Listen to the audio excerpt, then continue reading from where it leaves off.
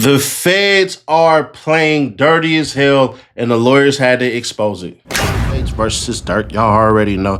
Defendant Dirtbank's motion to sever counts or, in the alternative, to dismiss the third superseding indictment on speedy trial grounds exhibits hearing date July 27, 2026. Defendant Dirtbank, through his attorneys, Drew Finland, Marissa Goldberg, Brian Steele, and Christy O'Connell, hereby filed this motion to sever counts 1 and 6, the Vicar counts, from counts 2, 3, 4, and 5, the Los Angeles counts of the third superseding indictment. This severance is necessary so that Mr. Banks might have the August 20th, 2026 trial that he has been preparing for since October of 2024, and that the Sixth Amendment speedy trial provision guarantees him.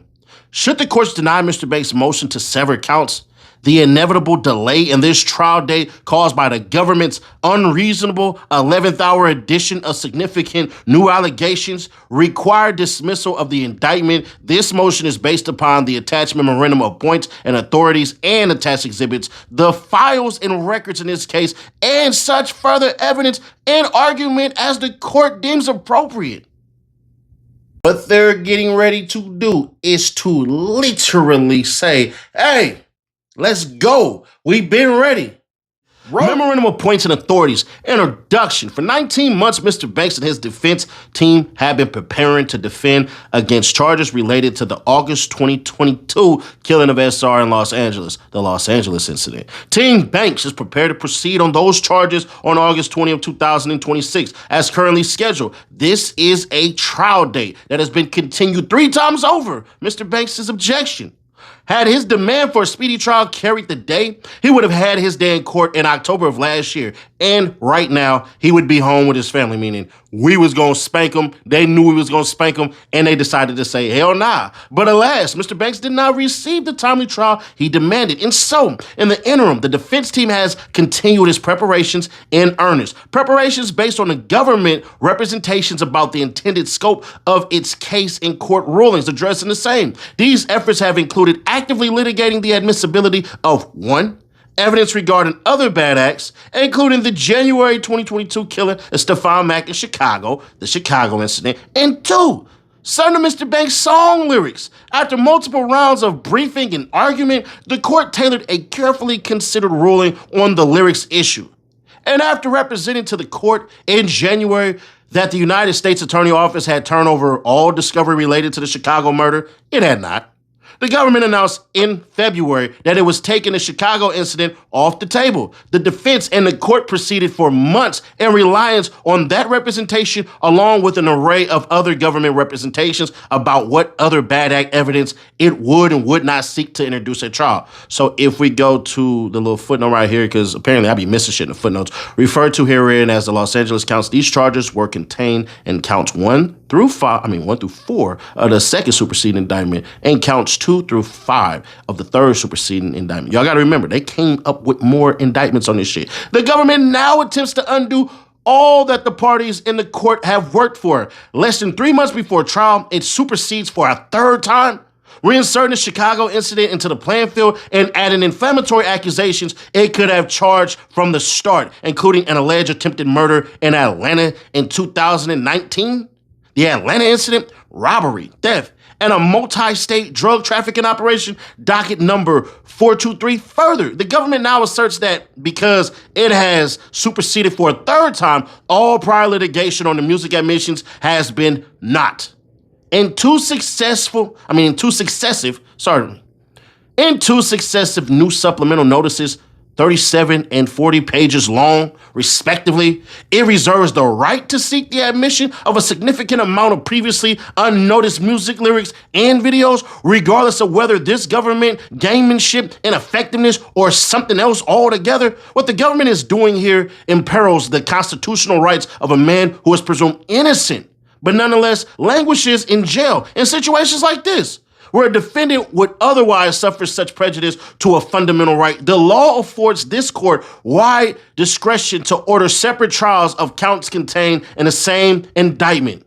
Mr. Banks requests that the court permit him to proceed to trial as scheduled on the Los Angeles counts against which he has been working so hard to prepare a defense. In the alternative, and Mr. Banks is forced to defend against additional serious charges that the government could have with due diligence brought in the first instance, the government has, in essence, forced a continuance. Mr. Banks' speedy trial rights would then demand dismissal of this case. United States Constitution Amendment, what is that going to be, 6? Yeah. They're basically saying, we beat y'all on 2 indictments. Y'all adding more charges, adding new music, you doing all of this shit. Y'all can't beat us. Y'all can't F with us, y'all done lost. And this is why y'all had to do that. And I would ask all of you guys, if the feds' original indictment was so good and they really had it like that, why in the hell would you add 3 more goddamn indictments? That's like saying, you know what? I can beat you one-on-one in basketball. You can? Yeah. Give me 1 year of training. What? Oh, we gotta stop after every 3 points and take time out to rest. What? Oh, and also we gotta have instant replay and challenges. Bruh, if you can't beat me, just head up with all this shit. You can't whoop me. This is a longer part of this, but this is the most important part of this video. If you can sit through, you can. If you can't, then you can't. Hit that like button like you like something, but let's go. Factual background and timeline. This case has been taking shape for almost 19 months. The following is a timeline of some of the pertinent events that have shaped this case to date. June 21st, 2023. The government is aware of blank allegation that Mr. Banks funds OTF drug trafficking, example A. So they had to obviously blur out the snitch. October 17, 2024, the government issues its first indictment in the case of Kayvon Grant as the lead defendant. Mr. Banks is not charged. October 24th, 2024, Mr. Banks is charged by a complainant taken into custody. He has remained in custody ever since, including almost 5 months in segregated housing. October 29, 2024, federal agent blank in a memorandum approved by SSA blank and A/ASAC blank refers to the murder of SR as a Vicar murder. November 8, 2024. Mr. Banks is charged in the first superseding indictment, docket number 27. In this indictment, charges him with 3 counts, all related to the August 19, 2022 killing of SR in Los Angeles, California. Count 1 charges conspiracy to commit murder for hire. Count 2 charges murder for hire. And count 3 charges possession of a firearm in relation to a crime of violence, to wit, the same murder for hire. The indictment discussed co-conspirators 2 through 5. December 12, 2024. On the morning of Mr. Banks' first detention hearing, the government raises the Chicago incident in its brief in support of detention, docket number 105. The brief cites a search warrant affidavit from the Northern District of Illinois for the proposition that Mr. Banks offered money for people to kill those responsible for his brother's murder, and more specifically, offering to pay money for any gangster disciple that is killed, docket number 105 at 2, cleaned up. The affidavit attached as an exhibit to the brief relays that a confidential source reported the same, docket number 105, example, 1 at 12. I don't know if that's supposed to be example. After the December 12 hearing, Mr. Banks is ordered detained, docket number 116, December 18, 2024. The government produces its first batch of discovery, which contains the allegation that Banks has been involved in much criminal activity, including a shooting outside the Varsity restaurant in Atlanta on February 5th, 2019, where Blank was shot multiple times. XC exerted. It also contains the allegation that the Los Angeles murder enhances his credibility, respect, reputation, and fame in the enterprise of both his gang life and OTF the label, rap life, which are thus inseparable. December 31st, 2024. The parties, including Mr. Banks, stipulated and continued trial from January 7, 2025 to October 14, 2005. I don't know why the hell I said 2025, but it sounded good. The court grants that stipulation, docket number 122. April 18, 2025, Mr. Banks moves to dismiss the first superseding indictment based on the government's presentation of false evidence to the grand jury, docket number 135, as is apparent from the face of the first superseding indictment. The government told the grand jury that lyrics contained in the song Wonderful Wayne and Jackie Boy constituted an after-the-fact commercialization of SR's death, in which Mr. Banks raps about his revenge on TB with music that explicitly references audio from a news clip taken shortly from SR's murder. See docket number 27 and 3. The government read on these lyrics, however, is demonstrably false. The song was recorded 7 months before SR was shot and killed, and thus could not be a commercialization of his murder. Plus, that was a fan thing that they done on Instagram and Twitter, you stupid bastards, but it is what it is. On May 1st, 2025, the government issues a second superseding indictment, docket number 147. Again, all counts in the second superseding indictment pertain to the August 2022 Los Angeles shooting. In addition to these counts charged in the first superseding indictment, the second superseding indictment adds a count 3, alleging stalking. Notably, the second superseding indictment removes the false allegation contained in the superseding indictment about the meaning of Mr. Banks' lyrics. It also removed the allegation contained in the first superseding indictment that co-defendant Wilson, at Mr. Banks' direction, paid the bounty for the killing of SR, which, why the hell would he pay these guys for killing? You know, it don't make sense, but whatever. September 1st, 2025. The government provides the defense with a preliminary 404B notice. It lists in pertinent part the Chicago murder and lyrics from 3 of Mr. Banks' songs, Aha, Rumors, and Schoom His Ass. It does not list music videos.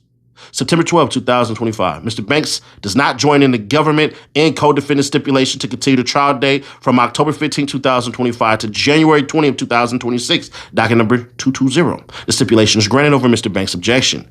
October 6, 2025. Mr. Wilson files a motion to sever, in which co-defendants Lindsay and Houston join, docket number 230, under seal. The motion argues that Mr. Banks should be tried separately from his co-defendants, citing the spillover prejudice from evidence that primarily concerns Mr. Banks, including the Chicago incident and proposed song lyrics. October 14, 2025. Mr. Banks' trial would have begun had he received the speedy trial he demanded. Obviously, it didn't happen. October 17, 2025. Mr. Banks requests from the government all discovery related to, among other topics, the Chicago incident. Example D. October 26, 2025. The person who was referred to as co-conspirator 6 in the third superseding indictment passes away. Oh, that's Zoo. October 31st, 2025. We might have to go back and look at possibly what Zoo said. The government responds to Mr. Banks' October 17th discovery letter. It tells the defense, as to the Montgomery Wilson case, we will not be producing the entire case file, but are continuing to evaluate your request for additional materials and anticipate responding further in the coming weeks. And as stated above, the government will continue to comply with its obligations under Brady, Giulio, and the Jinx Act. November 17, 2025. The government revises its September 1st 404B notice. In addition to what was listed in the September notice, it added lyrics from Who Wants Smoke, Go, and Block Is Hot. It does not list music videos, but cite these songs excerpts as admissions. January 5th, 2026. Mr. Banks does not join in the government's and co-defendant stipulation to continue the trial date from January 20th, 2026 to May 4th, 2026, docket number 330. The stipulation is granted over Mr. Banks' objection, and the trial is set for April 21st, 2026. January 7th, 2026, the court holds a pretrial conference. At that hearing, it asked the government whether it has provided the defense with both the notice of those incidents, which would be considered 404B, the evidence which is backing that up. But what I want to ask the government is, I don't want this to be a moving target.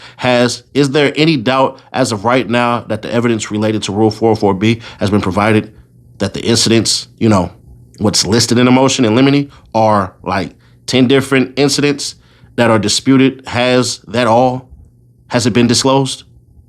In response, the government's counsel represents that everything that the United States Attorney's Office has in connection with different events in 404B incidents has been disclosed. Mr. Banks' counsel takes issue with that representation, referencing the government's October 31st response to the discovery request. There is a pending case in Chicago. United States versus Montgomery Wilson is a pending federal matter. And we have asked in a letter to the government to have further discovery as to that issue. We've been provided with very limited discovery from that case, and they have refused thus far to give that to us. The court reiterates, and in the meantime, I want the government to make sure that it is providing everything that it currently has. The court continues the remainder of 404B hearing to February 9th. January 16, 2026. The government supplements its November notice regarding lyrics and/or music videos. This is the first notice of the government's intent to introduce music videos. The supplement adds excerpts from the music videos for the following Mr. Banks songs: Hanging with Wolves, Block is Hot, Go, Risky, Rumor, School His Ass, Who Won't Smoke, Whatever You With, and Aha. February 9, 2026. The court holds a hearing on the 404B issue and on Mr. Wilson's severance motion as to the lyrics issue. As a threshold, the court noted, I'm not addressing here a number of things that the government originally put forth in the notice. Because I would say, based on the reply, the government's memoranda, that the government does intend to offer several of those things. So, in that sense, I think the government has much more given up on a number of points. The government does not correct or dispute the court's understanding. At the hearing, after the court expressed doubt that the evidence on the Chicago incident would be admissible, the government told the court that it would not seek to admit it. It represented, we are not inclined at this time to introduce that evidence, so I think we are going to make it an easy issue. But see, they say we ain't doing it at this time. That part right there is what they're 100% going to point to. February 13, 2026, the day before Valentine's Day. After extensive briefing and several hearings, the court issued a detailed 21-page ruling on the 404B issues. Docket number 381, the court noted, as an initial matter, the government initially indicated that it intended to introduce evidence surrounding an incident that occurred in 2022 in Chicago. After hearing, the government withdrew the evidence for consideration. The court also expressed its tentative view based on the briefing that it was inadmissible under Rules 404B or 403. The motion is therefore denied as moot. As to that requested evidence, references to that incident will not be admissible without first obtaining the express permission of the court. That order goes on to address Mr. Banks' argument that the government's Rule 404B notice lacked the requisite specificity, noting that the government cannot be said to be sandbagging the defense by switching its relevant theories too close to trial. But it did, and it will. But now too close to trial is pushing this shit to a whole nother day. The order then addresses each proposed piece of evidence in turn and makes a number of admissibility rulings. February 23rd, 2026. The severance motion certainly is not a trivial motion. However, obviously, it would have been considerably stronger had the Chicago evidence remained in the case. So the reason I haven't had a hearing on it yet is because I wanted the record to be clear as to what additional evidence was going to be admitted and which was not. February 10, 2026, the government produces discovery on the Atlanta incident. February 26, 2026, the court denies Mr. Wilson's motion to sever defendants based in part on the government's representation regarding the Chicago incident. It reiterated, as counsel no doubt realizes, the motion was considerably stronger before the government's withdrawal of the Chicago incident as evidence purportedly admissible under Rule 404B or as inextricably intertwined. March 23rd, we're just going to keep on going past this shit because we're going to be here all day. Basically, yeah, it's just going through talking about all the damn songs that they wanted to add, and it just is what it is. So right there, we're going to leave it because I got a lot to do. Here's how you know the feds are full of it. We are used to how the feds go about this shit. Death by 1,000 cuts. Because for you to say, these guys got paid over here in Chicago, but these dudes who were around me for damn near 2 years didn't get a freaking penny. The feds admit, oh, our informant, he lied. Yeah, he lied. Nobody got paid at In-N-Out. You know how they know nobody got paid in In-N-Out? They got the video footage. So they watched it. They was like, oh shit, we've been lied to. Who else got something on Lil Durk? You do? Come on. Okay, so it actually wasn't that. They was just going to get music opportunities. Okay, what songs? Notice how the feds never bring up songs that were given as music opportunities. You can't name majority of them people that was in the damn Gillian Wallow interview. So what the hell are we talking about? But whatever. The feds are full of shit. Remember how the fights were something? Now they're nothing? They don't hear about it because to trigger the warrants for something he knew? Okay. But they failed to tell y'all these were connector flights. If you fly from San Diego to Portland, Maine, more than likely, you're going to have to stop somewhere and get a connector flight. Probably like Nashville, Tennessee or something like that. Or shit, Charlotte or something. If you flew from Seattle, Washington, all the way to Miami, more than likely, you're going to get a connector flight. Miss me with the bullshit, man. So there's that. OTF has had members that were GDs in there. OTF Timo, he was a goddamn GD. Why didn't Smirk get him whacked? He let him rap for him. Durk's daddy is a GD. Why didn't he whack him? Why didn't he whack the kids that was the cats that was around him? I'm trying to understand this shit. Hell, King Von was a GD first. Or came from a GD hood. Someone say he didn't bang that hood or whatever the hell. I heard differently, but we're going to leave that for what it is, man. The issue with what the feds are doing is that it's unfortunately legal. They're trying to say a ruthless basketball team exists, while the rest of the basketball players are trying to say, bro, we might have did this, what y'all charging us on trial for, but the shit our captain of the team has done outside of this shit, that ain't got nothing to do with us. The feds are saying, yeah, that's all good, but y'all all play for the same basketball team, and that's y'all captain, so how do we know he ain't did none of this shit? And it's prejudicial for every freaking body. The judge is not going to be able to allow this shit to go because the judge has to know he's going to lose on an appeal. The feds said we're not bringing certain shit in just to turn around damn near a year later and say, oh, we're going to bring it in.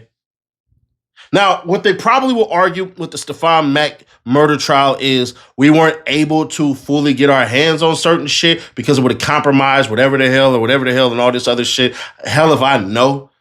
But that would mean you don't trust the other lawyers? Because you couldn't give them that material? Because if they lie and say, well, we didn't trust Lil Durk. Well, the phone that was broken and all of that other shit, it was broken because it got thrown at Lil Durk as far as on the ground towards him. That wasn't his phone. That's why they never came up with anything. No crazy ass conversations, no save shit, no anything. It wasn't his phone. So there's that part. But here's the last point I will make. And I think that a lot of you will agree. If you say, Ceddy Nash, I can beat you in basketball. And I say, all right. Then you come up and you realize, damn, that big ass dude, 400 pounds and 6'3". I'm only 5'5", 113 pounds soaking wet. Hey, give me about a freaking year to train. All right. Oh, and we got to have 2 referees on the court. All right. Oh, and you know, after every third point, we need a timeout to catch our breath. All right. And we get to have challenges on the replay. Damn, bro, I don't even want to play no more. You got this. Oh, Ceddy Nash, you afraid to ball against me. Bro, look at all these stipulations you just added. If you was going to beat me, you should have just said you're going to beat me on the court and it shouldn't matter where we play. If you're that good. And that's the premise of all of this shit. The feds are losing this case and they know it. Don't expect some clear-ass victory. If Lil Durk gets found guilty, it'll be at a stalking shit. That's what the feds are really trying to do. They ain't trying to get his ass on murder for hire. They know they don't have him on that. So what they want to do, add 3 more charges. So the 4th time's the charm? Yeah, I peeped the play. But y'all let me know your thoughts on this one, man. If you stayed this long, I appreciate you highly. It does more for the channel than you even know. But click right here. And I had to redo this shit. I don't know what's wrong with my mic. But this video would have been out 30 minutes before, but my damn mic ain't been recording me. So appreciate y'all, man. But click right here for the Drewski video. How the West Coast, specifically Compton and Watts, is pissed off at Drewski. Bro, don't come back to LA, homie, because they might get on you, homie. Or click right here for the playlist, and I will catch y'all in the next one.